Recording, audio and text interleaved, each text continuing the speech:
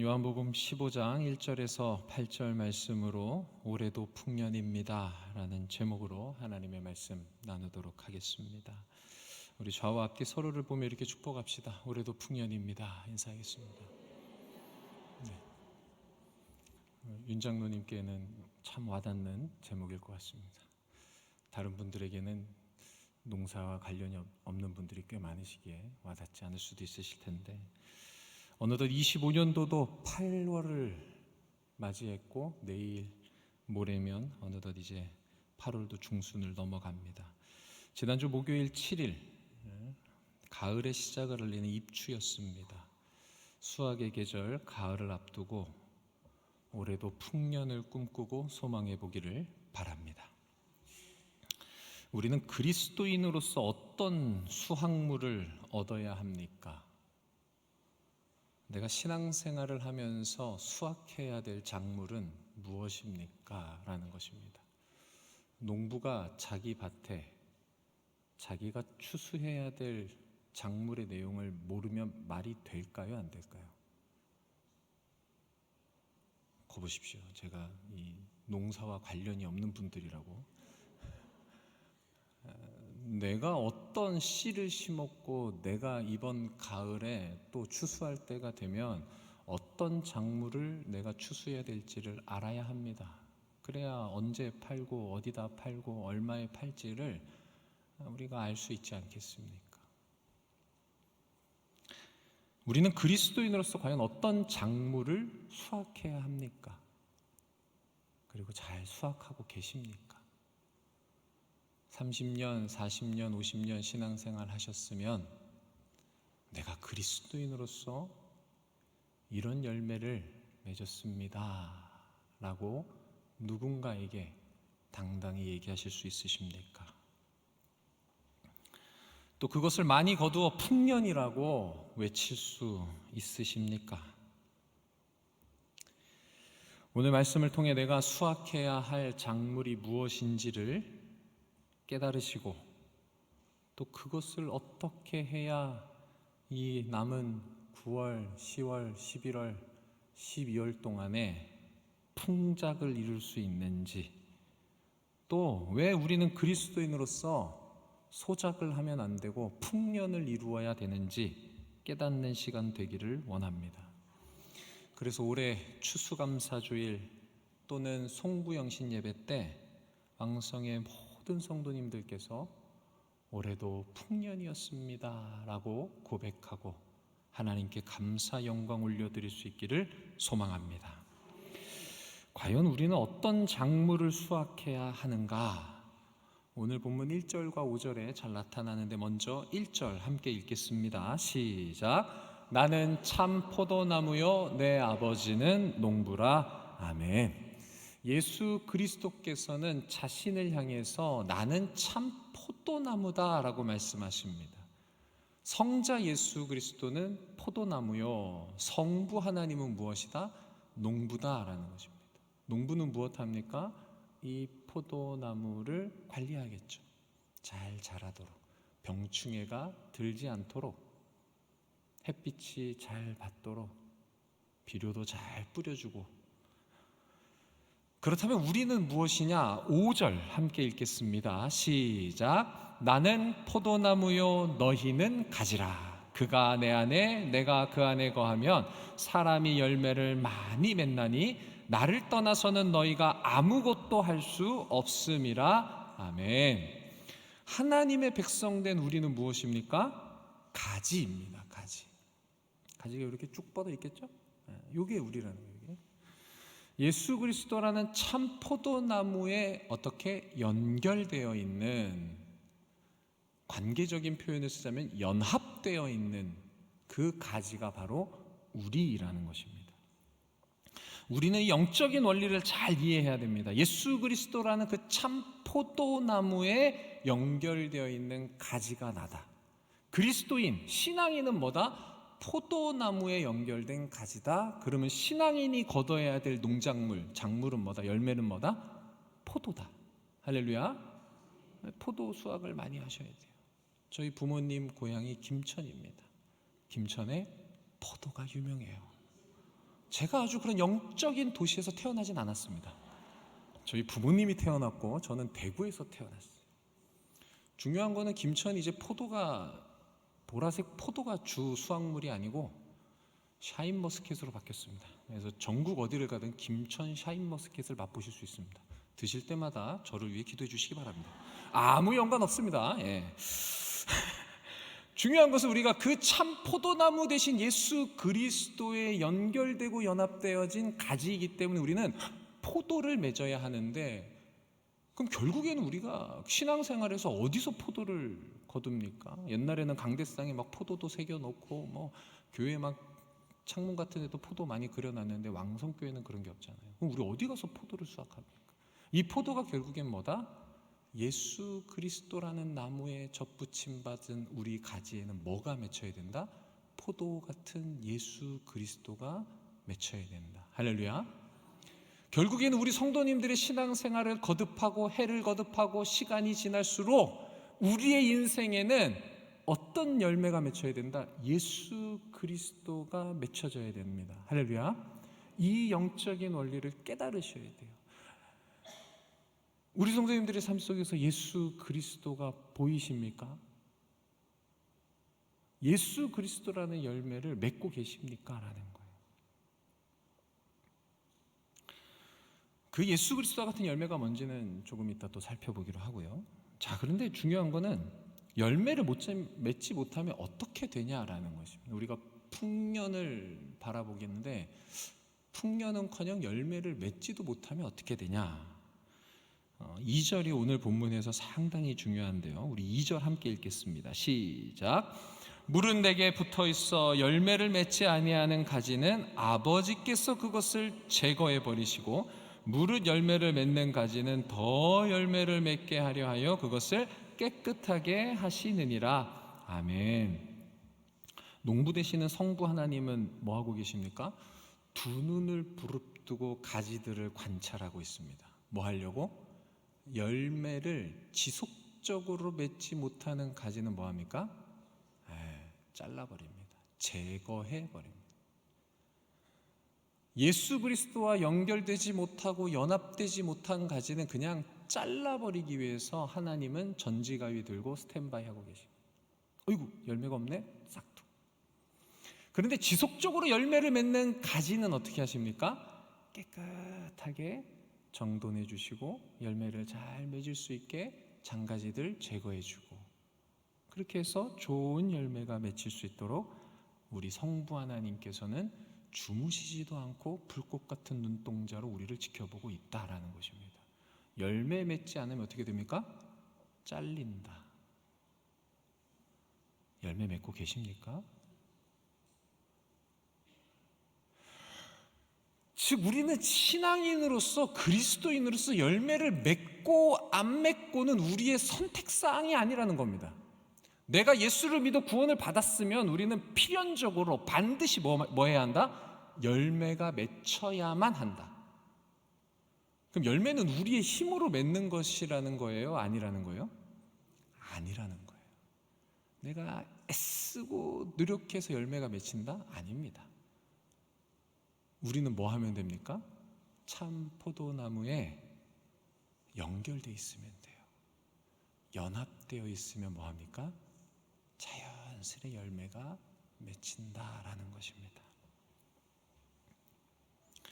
우리가 포도나무 가지라면 예수 그리스도로 말미암아 구원받은 그의 백성이라면 그와 연결된 가지로서 열매를 맺는 것은 너무나도 당연한 것입니다. 그래서 우리는 끊임없이 점검해야 됩니다. 내가 구원받은 게 확실한가? 그 뭘 점검하면 됩니까? 나를 통해 맺혀진 열매가 있는가라는 것이. 누군가는 환상을 보지 못하고 기적을 체험하지 못하고 그렇기 때문에 나 아직 구원 안 받은 것 같아요.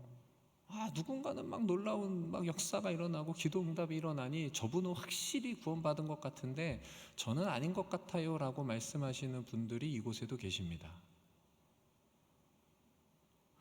그런 분들은 뭐 해야 된다고요? 열매를 점검해야 한다라는 것입니다. 수요 설교를 준비하면서 하나님께 하나님 어떤 본문을 설교해야 합니까? 라고 기도했어요.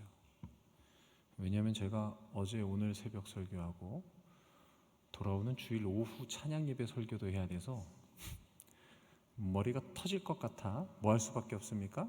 기도할 수밖에 없죠. 하나님 도대체 뭘 설교해야 합니까? 할 때 하나님이 주신 단어가 이 열매였습니다. 열매.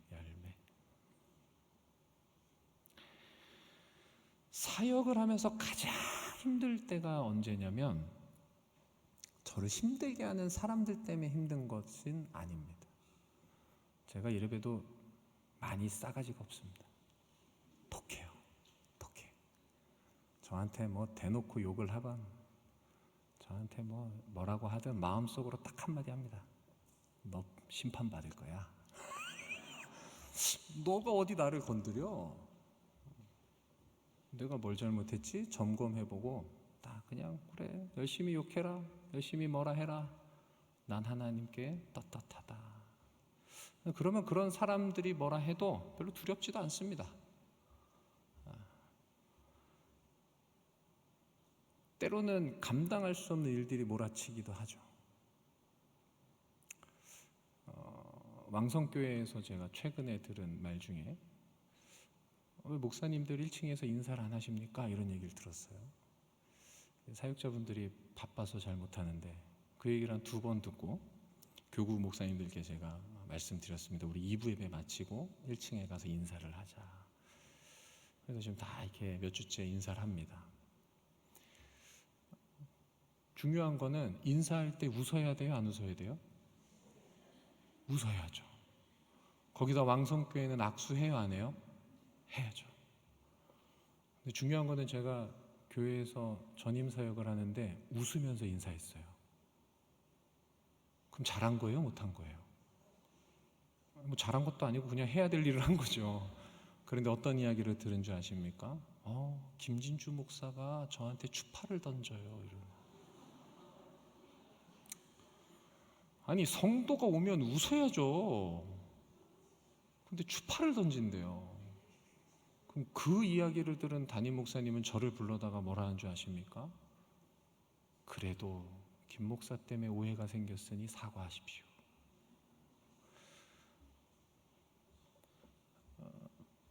뭐 제가 잘생긴 것도 아니고 뭐 좋은 향수를 뿌리는 것도 아니고 멋진 옷을 입는 것도 아닌데 왜 저를 그렇게 오해했는지 모르지만 한 번이 아니라 2번, 3번 있습니다.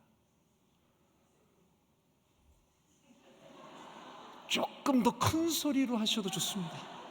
유튜브에는 그 정도 목소리가 들어가지 않습니다. 네, 어쨌든 그런 사람들 때문에 어떤 사역들의 일 때문에 제가 힘들지 않습니다. 근데 언제 자괴감에 빠지고 언제 힘이 들냐면 진주야 너가 이렇게 열심히 나름의 열심히 하고 밤새가며 뭔가를 했을 때 열매가 있냐라는 질문이 제게 탁 던져질 때가 있습니다. 하나님께서 제게 진주야 너 열매가 있냐라고 질문하실 때 솔직히 당당하게 하나님 있습니다라고 말한 적이 단 한 번도 없어요. 하나님 앞에서 그 말이 쉽게 떨어지지도 않고 그 질문을 받았을 때 머릿속이 백지천처럼 하얘지더라는 것입니다. 정말 내가 이렇게 열심히 한다고 하고 노력을 해도 없구나. 나는 사역자로서의 자질이 있는가? 정말 내가 예수 그리스도께 접붙임 받아서 가지로서 열매를 맺고 있는가라는 질문이 든다라는 것입니다. 우리 주 예수 그리스도께서 마태복음 7장 20절에 분명히 말씀하십니다. 이러므로 그들의 열매로 그들을 알리라. 분명 우리 주 예수 그리스도께서는 열매로 통해서 내가 참된 사역자인지 참된 성도인지를 알 수 있다라고 말씀하셨고 예수님이 그 열매를 보고 나를 판단한다고 하셨는데 예수님께 판단받은 열매가 떠오르지가 않는 겁니다. 사역의 연차가 차가는데도 아무런 열매가 없는 것처럼 여겨질 때가 있었습니다. 분명히 사역의 열매가 수적인 부흥만을 말하는 것은 아닙니다. 그런데 그게 눈에 잘 보이니까 어디선가 누군가 친구는 사역하면서 2배의 부흥을 했다. 뭐 전도 축제 했는데 얼마 몇 명이 왔다. 이런 얘기들을 들으면 제 사역의 현장을 이렇게 보면 1월이나 8월이나 12월이나 고만고만한 걸 보면은 어떻습니까? 자괴감에 빠져가는 거예요. 나는 뭐 하는 건가? 그러면 뭐 합니까? 조용히 그 친구 교회 들어가서 설교 들어봐요. 아씨, 이 정도 내가 더 난 것 같은데 하면서 내가 더 난 것 같은데 하면서 근데 저 친구는 부흥이 일어나고 나는 그 열매 없는 듯한 것에 쌓여서 큰 자괴감에 빠지더라라는 것입니다. 분명 숫자가 열매의 전부가 아니라고 생각합니다. 그럼 숫자도 중요합니다. 초대교회에 믿는 자의 수가 많아지더라 중요한 지표입니다. 은혜가 있으면 사람이 몰려올 거고, 말씀이 좋으면 사람이 모일 것이고, 공동체의 사랑이 많으면 사람이 올 것이니까 그것도 열매가 맞습니다. 그런데 저를 돌아보면 그 열매도 없고 다른 열매도 없고 그 힘듦 속에 허덕일 때 또 이 질문이 또 언제 왔냐면 코로나 때 왔습니다. 코로나 때 3, 4년 동안 그 지속되었던 코로나 시즌에 사역은 뭐 할 수 있는 것도 없고 모든 것이 멈춘 듯한 그 시기에 또다시 생각하는 거예요. 내 사역에 열매가 있는가? 나에게 내 신앙생활에 열매가 있는가? 또 열매가 없는 것 같은 생각에 봉착했습니다. 그래서 같이 제가 지도하던 청년 임원들에게 그 마음을 나누었어요. 근데 그때 한 청년이 진짜 어처구니가 없다는 듯이 저를 쭉 쳐다보면서 이렇게 말하는 거예요. 목사님, 저희가 목사님의 열매라고 생각하는데 목사님은 저희를 그렇게 생각하지 않으시는 거죠? 그래서 뒤통수 한 대 팍 맞은 듯한, 자기들은 저를 통해서 말씀을 듣고 배우고 사역과 하나님의 비전을 품고 쫙 뭔가 이게 자라나는 듯한데 열매라고 생각하고 있는데 자기들을 무시한 듯한 그 발언에 화가 났다는 거죠. 그러면서 그 사역지를 그만두고 떠날 때 그 회장님이 써준 편지의 마지막 구절이 있습니다. 목사님, 마지막으로 돈 많이 벌어서 목사님이 마음껏 설교하고 하나님의 비전을 그려나갈 수 있도록 열심히 살게요. 설교하는데 돈은 별로 안 드는데 또 돈 많이 벌겠답니다. 벌어서 저를 줄진 모르겠지만 중요한 것은 하나님이 제가 하나님 나는 사역에 열매가 없는 것 같습니다 라고 생각할 때쯤에 뭐 하시냐면 작게나마 보여주시더라 라는 것입니다. 진주야, 너 사역에 그래도 이런 열매가 있잖아. 왕성교회 와서 사역을 시작하고 적응하는 작년 첫 해에 또 똑같은 질문이 저에게 엄습해 왔습니다. 과연 잘하고 있는 걸까? 이 왕성교회 사역에 내가 열매를 맺고 있는 걸까라고 고민하게 되었습니다. 그런 생각을 하던 즈음에 같이 성경 공부를 하던 한 자매가 성경책이 너무 이쁜 거예요. 성경책이. 그래서 그냥 한마디 했습니다. 성경책 정말 이쁘네요 라고 한마디 하고 성경 공부를 쭉 하고 마쳤어요. 그 다음 주에 저한테 성경 공부를 하는데 자신과 똑같은 성경책을 저한테 주는 것이, 그게 이 성경책이에요. 이렇게. 제가 원래 큰 성경책 들고 다니는데 이게 밴드도 있고 이뻐요. 색깔도. 이걸 딱 선물을 주고 이제 그 앞쪽에 이제 쓸 수 있는 게 있죠. 거기 이렇게 썼어요. 김진주 목사님께 왕성교회의 첫 제자훈련 땡땡땡 성도가 드립니다. 2024년 10월 2일. 누군가는 제가 한 사람을 앉혀놓고 2시간, 3시간 성경을 공부하고 나누는 것을 부질없다 여길 수도 있습니다. 사실 저도 그런 생각 많이 합니다. 이거 해서 뭐 하나? 이거 해서 어떻게 되나? 근데 그때 하나님께서 그 사역의 열매가 맺혀지고 있다라는 것을 보여주시더라라는 것입니다. 우리 성도님들 신앙생활하면서 정말 꼭 하나님께서 원하시는 열매를 풍성히 맺으시기를 축복합니다. 근데 이렇게 열매가 맺히기만 하면 될 것 같은데 올해도 풍년이다. 우리는 왜 풍년이어야만 하는가? 작은 열매가 아니라 왜 많은 열매를 맺어야만 하는가? 중요하다 말씀드린 2절을 우리 한 번 더 읽겠습니다. 시작. 물은 내게 붙어 있어 열매를 맺지 아니하는 가지는 아버지께서 그것을 제거해 버리시고 물은 열매를 맺는 가지는 더 열매를 맺게 하려 하여 그것을 깨끗하게 하시느니라. 아멘. 농부 대신 성부 하나님이 열심히 전지가위 들고 자르고 깨끗하게 하는 이유가 뭐다? 더 열매를 맺게 하려고. 할렐루야. 하나님 아버지는 욕심이 많으신 분인 것 같아요. 욕심꾸러기예요. 열매 하나 맺혔네, 와 잘했어가 아니라는 겁니다. 열매 맺었어? 너 더 맺어야 돼. 그래서 열매 못 맺는 가지들은 잘라 없애버리고 열매 맺는 가지는 깨끗하게 해서 더 많이 열매 맺을 수 있도록 하시는 분이 누구다? 성부 하나님이시다. 그렇다면 더 많은 열매를 맺고 싶다면 어떻게 기도하셔야 됩니까? 하나님, 좀 열심히 좀 일하십시오. 더 깨끗하게 해주셔서 내가 더 많은 열매 맺을 수 있게 해달라고. 할렐루야. 그리 기도하시기를 축복합니다. 5절도 한번 읽겠습니다. 시작. 나는 포도나무요 너희는 가지라. 그가 내 안에 내가 그 안에 거하면 사람이 열매를 많이 맺나니 나를 떠나서는 너희가 아무것도 할 수 없음이라. 아멘. 포도나무 대신 예수 그리스도 안에 우리가 거하면 열매를 어떻게 맺는다고요? 많이 맺는다. 할렐루야. 열매를 맺는다가 아니에요. 많이 맺는다는 것입니다. 신앙생활하면서 그냥 열매 포도 한 두 송이 들고서 와 이러는 게 아니라는 겁니다.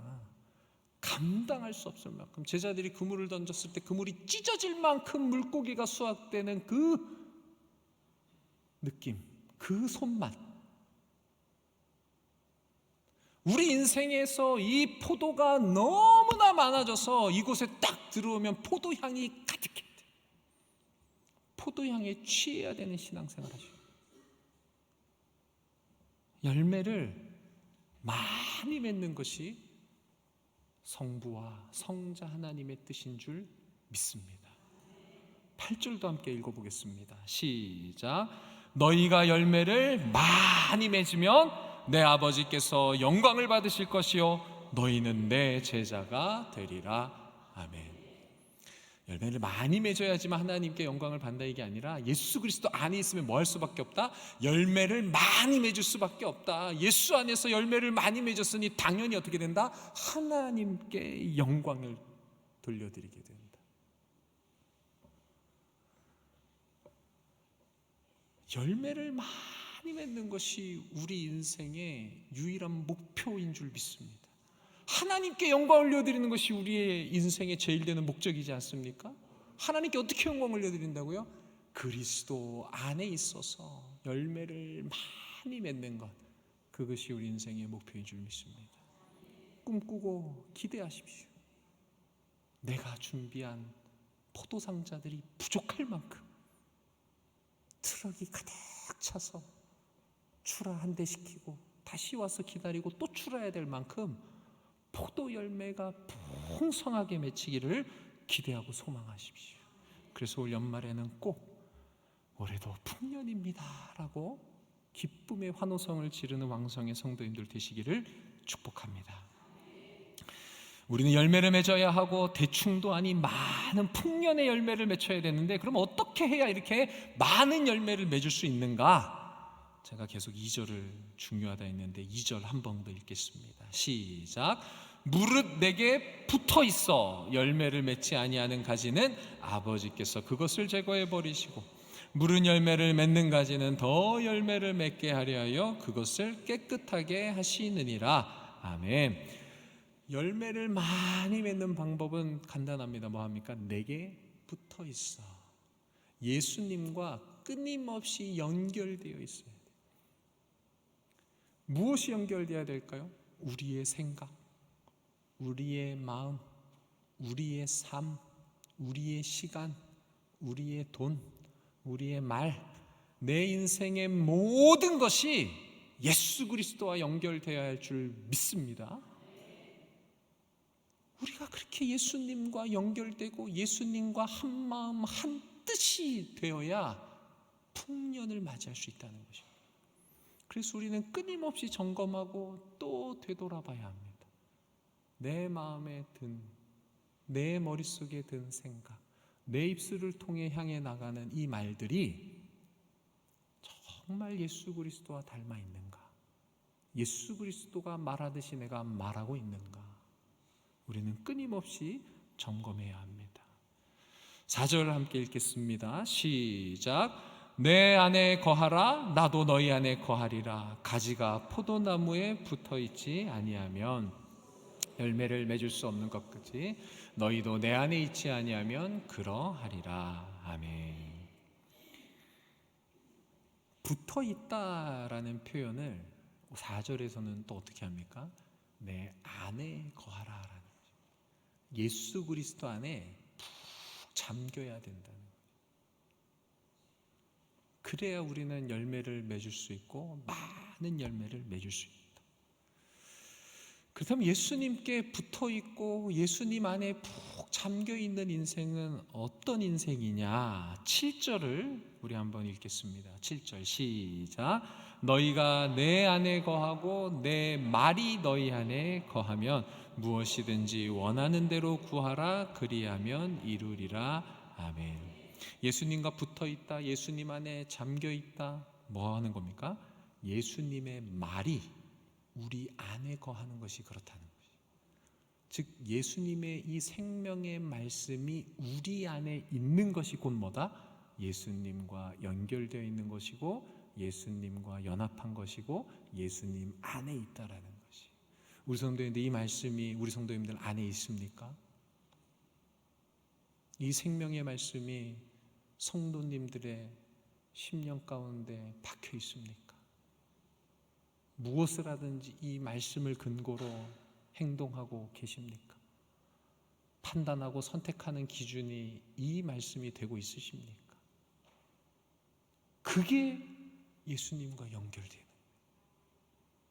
말씀 중심의 삶을 사는 것이 결국에는 예수님 안에 거하는 것이고 예수님과 열매 맺는 것이고, 그때서야 비로소 뭐 한다고요? 올해도 풍년입니다 라고 우리가 선포할 수 있다는 것입니다. 이 말씀이 우리 안에 거한다는 것은 내 뜻과 이 말씀이 뭐 하다는 것입니까? 일치한다. 즉 우리가 이 말씀대로 뭐 한다? 순종한다. 할렐루야. 이 말씀을 깨달아 알아 들음으로 말미암아 우리에게 믿음이 생겨나고 이 말씀대로 순종하여 살아갈 때에 우리는 예수 그리스도에게 연결된 것이고 예수 안에 존재함으로 풍성한 열매를 맺을 것이고 그 열매 맺음을 통해 하나님 아버지께 영광이 된다는 것입니다. 결국엔 우리가 이 말씀에 순종하는 것이 곧 풍성한 열매와 하나님 아버지께 영광 올려드리는 이 영적인 원리를 깨달으시기를 축복합니다. 많은 열매 맺기 원하십니까? 말씀에 순종하십시오. 이 말씀이 하는 기능이 뭐냐? 이거 순종한다고 왜 어떤 역사가 일어나냐? 우리 3절을 한 목소리로 읽겠습니다. 시작. 너희는 내가 일러준 말로 이미 깨끗하여 졌으니. 아멘. 예수님께서 이미 일러준 말로 말미암아 하나님의 백성들은 어떻게 된다? 깨끗하게 된다. 아까 가지를 깨끗하게 하시는 분이 누구라고 했습니까? 농부 되신 하나님 아버지. 하나님이 우리 가지를 깨끗하게, 열매 맺는 가지들을 깨끗하게 정돈해 주시는데 그때 사용하는 도구가 뭐다? 말씀이다. 하나님의 이 진리의 생명의 말씀이 우리를 뭐 한다는 거예요? 우리의 삶을 깨끗하게 정돈시켜주고 많은 열매를 맺을 수 있도록 가지치게 해주고, 우리 삶에 있는 죄악된 모습, 불순한 것들, 세상적인 것들, 육신의 정욕, 안목의 정욕, 이것들을 뭐가 제거해 준다? 이 말씀이 우리의 심령을 쪼개서 우리를 깨끗하게 해준다. 그래서 이 말씀이 우리 안에 들어와야 되고, 우리는 그것에 순종해서 깨끗해져야 많은 열매를 맺을 수 있다는 것입니다. 이 요한복음 15장 앞에 14장 끝부분, 또 16장, 14장과 16장의 주제가 뭐냐면 성령 하나님입니다. 성령 하나님. 성령 하나님이 주제고, 15장에는 포도나무 이야기가 나오고, 이 포도나무의 핵심은 거듭 말씀드리지만 말씀대로 순종하는 것. 그리고 또 16장에 성령 하나님 이야기가 나와요. 그러면 이 15장에 나오는 말씀의 순종, 누구를 통해서 가능하다고 요한은 말하는 것일까요? 성령 하나님을 통해서 우리는 이 말씀에 순종할 수 있다라는 것을 말하고 있습니다. 14장 26절을 제가 읽어드릴게요. 보혜사 곧 아버지께서 내 이름으로 보내실 성령, 그가 너희에게 모든 것을 가르치고 내가 너희에게 말한 모든 것을 생각나게 하리라. 아멘. 하나님의 말씀이 우리 안에 들어와서 그것을 생각나게 하고 이 말씀을 깨달아 알게 하시는 분이 누구다? 성령 하나님이다. 결국에는 우리가 많은 열매를 맺기 위해서는 누구의 역사가 필요하냐? 삼위일체 하나님의 역사가 필요한 거예요. 예수 그리스도라는 유일한 구원자에 우리는 연결되어 구원을 받아야 하고, 농부 되신 하나님께서는 필요 없는 가지는 잘라내고 우리가 더 많은 열매를 맺을 수 있게 우리를 말씀으로 깨끗하게 정돈해 주시는데, 그 깨끗하게 하는 도구인 말씀, 그 말씀을 누가 깨닫게 하신다? 삼위 하나님이신 성령 하나님께서 우리를 깨닫게 하신다. 결국에는 우리는 신앙생활하면서 많은 열매를 맺어야 하는데, 성부와 성자와 성령 하나님의 도우심 없이는, 그분들의 역사하심이 없이는 우리는 많은 열매를 맺을 수 없다라는 것입니다. 그렇다면 우리의 인생은 누가 도우시고 누가 이끌어 가십니까? 성삼위 하나님께서 이끌어 가시는 줄 믿습니다. 이 시간 그 하나님을 향해 많은 열매 맺게 해달라고 기도하시는 성도님들 되시기를 축복합니다. 이제 그렇다면 그 포도, 내가 맺어야 하는 그 예수 그리스도, 그 열매가 무엇인지 오늘 본문에 나오는 세 가지를 한번 살펴보겠습니다. 내가 신앙생활하면서 맺어야 하는 열매가 무엇이냐? 첫째, 7절입니다. 우리 7절 말씀 함께 읽습니다. 시작. 너희가 내 안에 거하고 내 말이 너희 안에 거하면 무엇이든지 원하는 대로 구하라. 그리하면 이루리라. 아멘. 너희가 내 안에 거하면 열매가 많이 맺힙니다. 성령 하나님이 깨달고 가르쳐 주시는 그 말씀대로 순종하면, 그 안에 거하면 열매가 많이 맺힙니다. 그러면 뭐 한다? 원하는 대로 구하라. 그리하면 이루리라. 우리가 예수 그리스도를 믿고 맺어야 하는 첫 번째 열매가 뭐냐? 기도 응답입니다. 할렐루야. 하나님의 말씀에 순종해서 우리가 맺을 수 있는 가장 첫 번째 열매가 오늘 본문 7절에 나오는 기도 응답의 역사. 왕성교회 지난 40일 동안 뭐 했습니까? 벌써 다 까먹으셨어요? 여기 2층에 가면 기념비가 아직도 세워져 있습니다. 네, 우리가 기도 운동을 했죠. 포스트잇으로 붙여진 여러 기도 제목들이 있습니다. 근데 MBTI로 I적인 분들은 거기에 써서 붙이지 못하신 분들도 있어요. 그런 분들 중에서 몇몇 얘기를 들은 것 중에는 정말 처음으로 예수 그리스도를 인격적으로 경험해서 펑펑 울면서 기도했다는 30대 남자분도 계세요. 육신의 질병이 치유받았다는 간증도 있고, 우리가 신앙생활을 하면서 맺어야 되는 포도, 예수 그리스도의 열매가 뭐냐? 기도의 응답인 줄 믿습니다. 오늘날에도 기도하면 역사가 일어나는 줄 믿습니다. 제가 총신대학교 신학과를 다닐 때 한 선교사님이 오셔서 이런 선포를 하셨어요. 20년이 훌쩍 지났는데 아직도 기억해요. 기도하면 홍해가 갈라집니다. 기도하니 만나가 내립니다. 기도하니 반석에서 물이 터집니다. 기도하니 앉은뱅이가 일어나고 기도하니 죽은 자가 살아납니다. 이 선포를 죄송합니다 3박 4일의 수련회 동안 쉬지 않고 외치셨어요. 솔직히 그때 신학생들이 속으로 뭐라 하는 줄 아십니까? 아니 대놓고 뭐라 하는 줄 아십니까? 아니 뭐 할 말이 저거밖에 없어. 설교를 저걸로 다 끝내. 그런데 저도 그랬어요. 근데 5년이 지나고 10년이 지나면서 목사가 되고 사역을 하면서 후배들 앞에 서서 그 선교사님이 외칠 수밖에 없던 단 하나의 외침, 기도하니 역사가 일어나더라. 기도하니 하나님이 일하시더라. 기도하니 하나님께서 응답하시더라. 이 말을 그 1500명의 후배들한테 들려주고 싶으신 거였어요. 기도해라. 우리 성도님들, 올 연말에 정말 수많은 기도의 응답거리를 들고 하나님 올해도 이렇게 풍년이었습니다. 하나님께서 내 인생에 수많은 기도의 응답을 이루어 주신 올해도 풍년이었습니다라고 고백하는 성도님들 되시기를 축복합니다. 두 번째 우리가 거둬야 되는 열매는 무엇이냐? 11절입니다. 우리 11절 말씀 함께 읽습니다. 시작. 내가 이것을 너희에게 이름은 내 기쁨이 너희 안에 있어 너희 기쁨을 충만하게 하려 함이라. 아멘. 우리가 두 번째로 수확해야 되는 포도 열매가 무엇입니까? 기쁨입니다. 기쁨. 할렐루야. 신앙생활 하시면 기쁘십니까?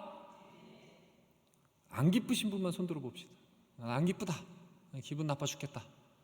없으시죠? 근데 우리가 신앙생활을 거듭할수록 경험해야 되는 것은 뭐냐? 어제의 기쁨보다 오늘의 기쁨이 더 커야 될 줄 믿습니다. 오늘의 기쁨보다는 내일 맞이할 신앙의 기쁨이 더 커야 될 줄 믿습니다.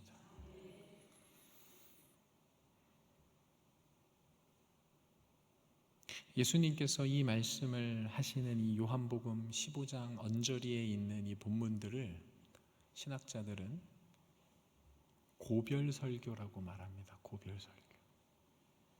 예수님이 이제 3년의 공생의 사역을 마치시고 십자가를 앞두고 사랑하는 제자들에게 나 이제 곧 떠날 건데 성령 받아라, 너희 열매 맺어라, 이런 얘기를 해주시는 거예요. 십자가의 죽음을 앞둔 예수님이 뭐 하다는 거예요? 내 기쁨이 너희 안에 있어라. 십자가를 앞둔 예수님에게 어떤 기쁨이 있을까요? 뭐가 기쁘실까요? 우린 알지 않습니까? 십자가를 앞두고 어떻게 기도하셨는지. 핏방울이 땀방울이 되듯 간절하게 이 잔을 내게서 치울 수만 있다면 이라고 기도하신 그 예수님의 애끓는 듯한 심정, 그 고통을 앞둔 예수님이 뭐라고요? 내 기쁨이. 예수님은 뭐가 그렇게 기쁘셨을까요? 뭐가 기쁘셨을까요? 예수님이 십자가에 못 박혀 죽고 떠나시면은 어떤 역사가 일어납니까? 우리의 모든 죄가 사해져서 우리가 하나님과 온전히 함께할 수 있는 함께함의 축복이 일어납니다. 예수님은 그것을 바라보신 것 같아요. 내가 이제 얼마 안 있으면 십자가에 못 박혀 죽는데 그래도 기쁘다. 나의 죽음을 통해 너희가 죄 씻음을 받고 하나님과 온전히 연합할 수 있는 그 길, 내가 그 길을 가는데 기쁘다. 그 기쁨이 너희에게도 있기를 원한다. 우리의 가는 길은 십자가의 길, 고난의 길, 좁은 길입니다. 힘들고 쉽지 않습니다. 정말 한 영혼을 구원하고 변화시키는 것, 참된 성도로 함께 빚어가는 것, 오랜 시간 걸리고 된 듯 싶다가도 무너지고 될 것 같다가도 떠나가고 실망과 좌절할 일이 너무나 많습니다. 그런데 그 과정 속에서 예수님은 뭘 꿈꾸시고 뭘 바라보신다는 거예요? 결국엔 하나님과 연합하고 참된 기쁨을 누릴 것이다. 누구를 통해? 예수님을 통해, 우리를 통해 놀라운 역사가 일어날 것을 예수님은 바라보고 기뻐하시라 말씀하시는 줄 믿습니다. 신앙생활 하시면서 이 기쁨을 누리시기를 축복합니다. 나를 통해 영혼들이 살아나고 영혼들이 변화되고 영혼들이 소생케 되는 그 기쁨을 맛보시기를 바랍니다.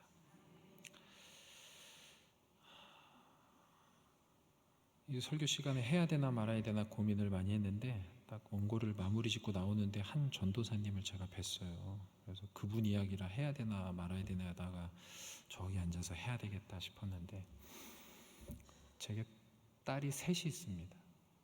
그 중에 첫째가 초등학교 5학년이에요. 그래서 소년부에 다니고 있습니다. 담당 교육자가 여기 계세요. 근데 그 딸아이가 휴가기를 쭉 보내고 마무리할 때쯤에 차를 딱 타고 오는데 저한테 이렇게 얘기하는 거예요. 아빠, 어젯밤에 1시간 반 기도를 했어. 속으로 쫄렸습니다. 나도 휴가 기간에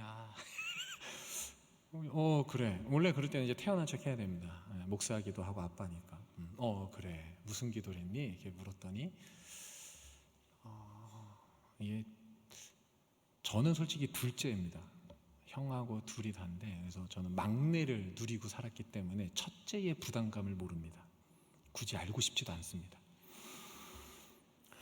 근데 저희 큰아이가 이제 기도를 1시간 반 했다는데, 시간이 중요한 게 아니라 무슨 기도를 했냐면, 아빠, 내가 내 손과 발이 그리고 내 눈이 다음 내년 휴가 때도 동생들을 잘 돌볼 수 있게 해달라고 기도했다.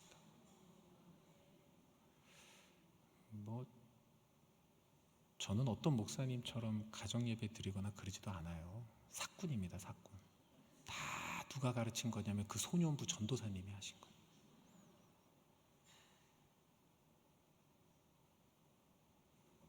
소년부 전도사님이 목이 터져라 기도회를 하시고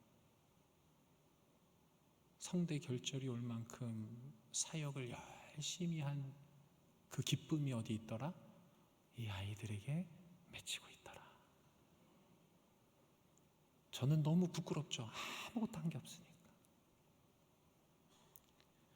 여러분, 근데 우리 사역에 정말 나는 갈아 넣는 것 같고 이게 뭔가 싶을 때가 있지만 그 기쁨을 반드시 맛보시기를 축복합니다. 열매에 대해 나누자면 끝이 없는데 시간이 많이 지나서 마지막 한 가지만 나누겠습니다. 우리가 맺어야 되는 마지막 열매 세 번째가 뭐냐? 12절 함께 읽겠습니다. 12절 시작. 내 계명은 곧 내가 너희를 사랑한 것 같이 너희도 서로 사랑하라. 아멘. 17절도 함께 읽겠습니다. 시작. 내가 이것을 너희에게 명함은 너희로 서로 사랑하게 하려 함이라. 아멘. 이 포도나무 비유, 포도나무 가르침의 핵심 결론, 또 우리가 맺어야 되는 궁극적인 열매가 무엇입니까? 서로 사랑해라 라는 것입니다. 사도 요한은 뒤에 나오는 서신서에도 서로 사랑하라는 메시지를 끊임없이 던지고 있습니다. 우리가 그리스도인으로서 맺어야 하는 최종적인 열매, 예수 그리스도, 성부 하나님, 성령 하나님 하면 무엇입니까? 사랑입니다. 사랑. 우리는 서로 사랑하는 열매를 맺어야 합니다. 오래 참고 서로 용납하고 서로 사랑하는, 우리 주 예수 그리스도께서는 이 고별 설교를 다 마치시고 십자가에 못 박혀 죽으셨습니다. 우리 주 예수님은 꿈꾸십니다. 포도나무 된 자신에게 접붙임 받아 연결된 수많은 이 하나님의 백성들이 기도의 응답의 열매, 참된 기쁨의 열매, 서로 사랑의 열매를 풍성히 맺으면 곧 이곳이 뭐가 된다? 천국이 된다. 그래서 예수 그리스도는 그 사명을 우리에게 맡기고 하나님 보좌 우편으로 올라가신 줄 믿습니다. 올해도 풍년되시기를 축복합니다. 우리 시간에 다 같이 찬양하며 나아가겠습니다.